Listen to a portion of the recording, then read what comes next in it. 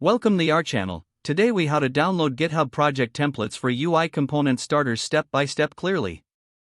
To download GitHub project templates for UI component starters, start by opening your web browser. Navigate to the GitHub website by entering github.com in the address bar. In the search bar at the top, enter relevant keywords such as UI component starter template. Review the search results to find a project. Click on the project repository that you want to download. On the repository page, locate the green button labeled Code. Click on this button to open a drop-down menu. In the drop-down menu, you'll see options for cloning the repository or downloading it as a zip file. If you prefer to download the repository as a zip file, click on Download Zip. The zip file will begin downloading to your computer. Once the download is complete, navigate to your Downloads folder. Locate the zip file you just downloaded. Right-click on the zip file and select Extract All or Unzip. Choose a location on your computer where you want to extract the files. Once the extraction process is complete, open the extracted folder. Inside, you will find the project template files ready for use. If you opted to clone the repository, copy the provided URL from the drop-down menu.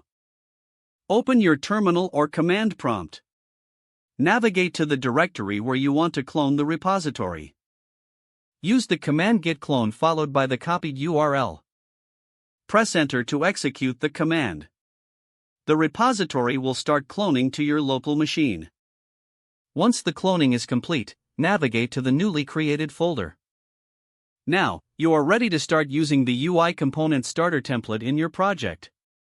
If the page does not load, refresh the browser or try again in a private or incognito window. Make sure you are using the correct email address, then retype it carefully to avoid small typos. If your password is not accepted, use the reset option and create a new strong password you can remember. Check your spam folder for verification or security emails, then complete any requested confirmation steps. Enable two-factor authentication if available to improve account security and reduce unauthorized access risk. After signing in, review your profile details so your contact information and settings are accurate and current.